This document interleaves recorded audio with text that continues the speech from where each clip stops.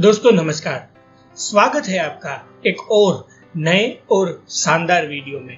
दोस्तों इस वीडियो में हम बात करेंगे भगवान परशुराम जी की, जिनका जन्म अक्षय तृतीया को हुआ है और हमारे शास्त्रों के अनुसार वो भगवान विष्णु के छठे अवतार माने जाते हैं। अपने पराक्रम की वजह से हमारे इतिहास में, हमारे पुराणों में भगवान परशुराम का जो स्थान है वह अनन्य है। तो दोस्तों वीडियो शुरू करने से पहले मैं आपको एक बार फिर बताना चाहूंगा कि अगर आप इस चैनल पर नए हैं तो मेक श्योर कीजिए आप इस चैनल को सब्सक्राइब कर दें, और अगर आपने बेल आइकन नहीं दबाया है तो बेल आइकन भी दबा दीजिए, क्योंकि अगर आपने बेल आइकन दबाया होगा तभी हमारे जो प्रयत्न है वो आप तक सबसे पहले पहुंच जाएंगे। तो आज हम भगवान परशुराम के बारे में कुछ ऐसी बातें जानेंगे जो बात शायद आप नहीं जानते थे। दोस्तों परशुराम जी भगवान विष्णु का छठा अवतार माने जाते हैं। इन्हें जमदग्नि के पुत्र होने के कारण जामदग्नि भी कहा जाता है। इनके बारे में कई सारे किस्से प्रसिद्ध है। इनमें सबसे बड़ा किस्सा ऐसा है कि पिता के कहने पर अपनी माँ को मार दिया था। हाँ जी, भगवान परशुराम पिता के प्रति पूर्ण रूप से समर्पित थे। एक बार उनके पिता उनकी माँ से इतने नाराज हो गए कि उन्होंने परशुराम को उनकी हत्या करने का आदेश दे दिया। परशुराम ने पिता की आज्ञा का पालन किया और अपनी माँ को मार दिया। हालांकि बाद में अपनी चतुराई से परशुराम अपनी माता का जीवन लाने में सफल रहते हैं। इस तरह से उन्होंने पिता के प्रति अपना समर्पण प्रमाणित किया था। बछड़ी के लिए कार्तवीर्य अर्जुन का वध। उस समय कार्तवीर्य नाम के एक राजा हुए करते थे, जो एक बार किसी युद्ध को जीतने के बाद परशुराम जी के पिता के आश्रम में रुक गए थे। बाद में जब वह वहां से निकले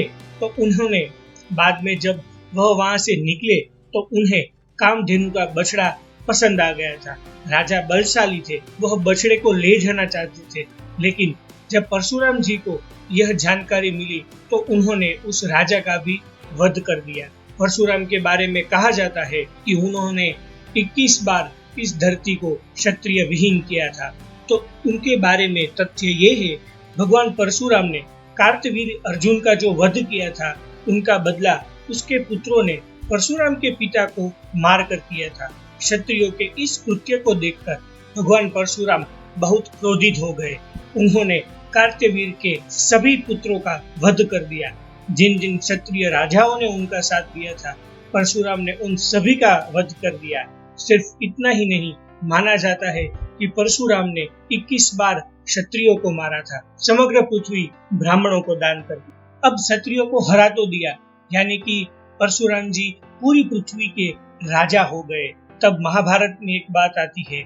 उस बात के अनुसार परशुराम का क्रोध देखकर महर्षि रुचिक साक्षात प्रकट होते हैं और उन्होंने उसे इस घोर कर्म से रोका और तब क्षत्रियों का संहार करना उन्होंने बंद किया। सारी पृथ्वी ब्राह्मणों को दान कर दी।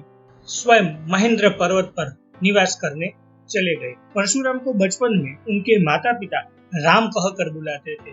बाद में वह जब बड़े हुए तो पिता उन्हें हिमालय जाकर भगवान शिव की आराधना करने को कहते हैं। पिता की आज्ञा मानकर राम ने ऐसा ही किया। उनके तप से प्रसन्न होकर शिव उन्हें दर्शन देते हैं और असुरों के नाश का आदेश देते हैं। राम अपना पराक्रम दिखाते हैं और राम के इसी पराक्रम के कारण भगवान शिव ने उन्हें परशु नाम का एक शस्त्र दिया। चूंकि यह शस्त्र राम को बहुत प्रिय था, इसलिए वह राम से परशुराम हो गए। लक्ष्मण से विवाद। रामायण का यह प्रसंग है जो लोगों में काफी चर्चित है। माना जाता है भगवान राम माता सीता के स्वयंवर में गए थे, तब वहाँ उनसे प्रत्यंचा चढ़ाते हुए शिव धनुष टूट गया था।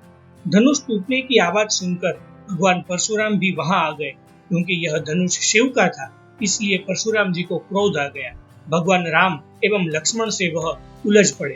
खासकर लक्ष्मण से उनका संवाद जो विवाद के रूप में बदल गया। कहते हैं कि परशुराम जी को कहीं ना कहीं अहम भी आ गया था, जिसका नाश करने के लिए यह सारा प्रसंग परमेश्वर द्वारा ही रचित किया गया था। भगवान परशुराम ने गणेश का एक दांत तोड़ दिया था। कहा जाता है कि एक बार परशुराम जी भगवान शिव से मिलने के लिए उनके घर गए थे। क्योंकि शंकर ध्यान में थे, इसलिए श्री गणेश ने परशुराम को रोक दिया। इस पर परशुराम जी इतना नाराज हो गए कि उन्होंने अपने फरस से श्री गणेश पर वार कर दिया और भगवान गणेश का जो अपना दांत है वह टूट गया था। तभी से गणेश को एकदंत भी कहा जाता है। भीष्म, द्रोण और कर्ण को सिखाई थी शस्त्र विद्या। कथाओं के अनुसार त्रेता युग में भगवान राम के अवतार माने जाने वाले परशुराम ने महाभारत काल में महाभारत के प्रसिद्ध पात्रों भीष्म, द्रोण और कर्ण को बहुत सारी विद्याएं सिखाई थी। यह 3 होनहार शिष्य भगवान परशुराम के ही थे, परंतु भीष्म से परशुराम जी नहीं जीत पाए थे। कहा जाता है कि एक बार भीष्म द्वारा हरण किए जाने के बाद काशीराज पुत्री अम्बा को अपनाने से मना कर दिया, तब भीष्म के गुरु परशुराम के पास वह पहुंच जाती है। इस पर परशुराम भीष्म को अम्बा से विवाह करने के लिए कहते हैं, तब वह नहीं मानते। इस बीच दोनों में भीषण युद्ध होता है और अंततः उनको नहीं हरा पाते हैं। अंत में उन्हें अपने पितरों की बात मानकर अस्त्र रखने पड़े और वह भीष्म को नहीं हरा पाते। भगवान परशुराम जी को धर्म के लिए भी उतना ही जाना जाता है। कहा जाता है कि उन्होंने अपने जीवन में ढेरों यज्ञ किए। यज्ञ के लिए उनकी रुचि को तो समझा जा सकता है, लेकिन उन्होंने यज्ञ करने के लिए 32 हाथ की वेदी बनवाई थी, वो भी सोने की। बाद में इसी वेदी को महर्षि कश्यप ने ले लिया था। साथ ही साथ परशुराम से पृथ्वी छोड़कर चले जाने को भी कहा था। परशुराम जी ने उनकी बात मान ली और वो समुद्र को पीछे हटाकर गिरिश्रेष्ठ महेंद्र पर चले गए। हिंदू धर्म के कुछ महापुरुष आज भी अमर माने जाते हैं। इनमें से भगवान परशुराम भी एक है। यह भी कहा जाता है कि वह वर्तमान में कहीं तपस्या में लीन है।